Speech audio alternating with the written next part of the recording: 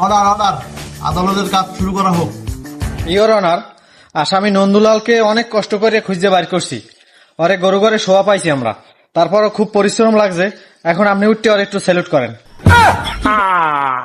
এই শালার বসালা, এই তুই কি বললি?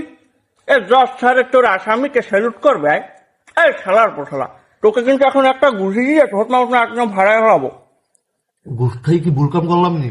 হ্যাঁ তাই দেখে আতুর দেখছোস, আতুর দিয়ে মারে ঠ্যাঙ্গে নলা টলা ভাঙ গেলাম, কথা সাবধান করি। এখন মাথাটা গরম হয় না? জজ সাহেব আমার আতুর দিয়ে ফিরিচ্ছে।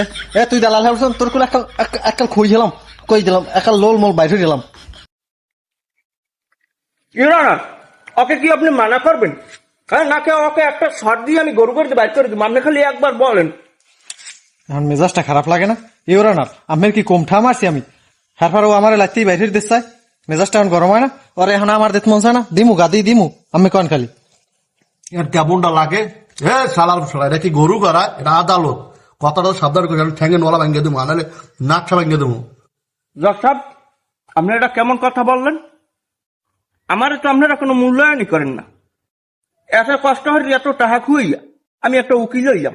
হ্যাঁ, বাহের গরু মরু যে আনলে সব চুরিয়ে রেবেছি, আমি উকিল পেশ করছি। এরপর আপনারা মূল্যায়ন করেন না। এখনই তো আপনি পক্ষ শুরু করে দিচ্ছেন। কারোর পক্ষ ছাড়া কি আমার পক্ষটা আপনার হয়ে যায় না? না, আমার টাকা গেছে বেশি হইতে। কথা দিদি কেমন করে কথা?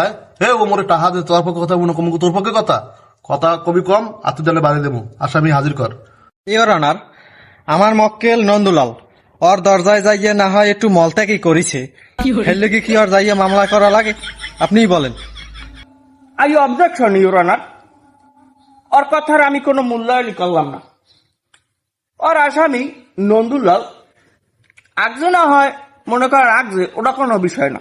কিন্তু ও কিন্তু আমার বাড়ির পাশে জঙ্গলটা দেখছিলেন না ইউর অনার?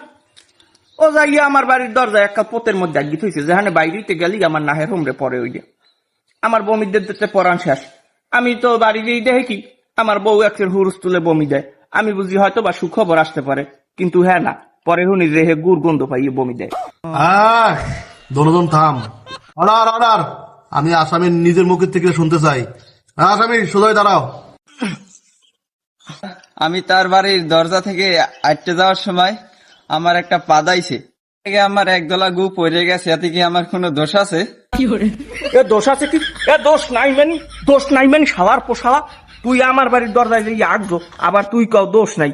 এ আমার কত রিটিয়া লস হয়েছে তুই জানো? হওয়ার ফলায় আমার 5 কেজি মিষ্টি হেয়ে শেষ হয়ে গেছে। আমার বউ বমি দেয়। আমি বুঝলি কি যে আমার মনে হয় একটা বাচ্চা কাচ্চা হতে পারে। এখন যাই হনি কি ওর গুড় বাস পাইয়ে হেই পর বমি দেয়। আমার কত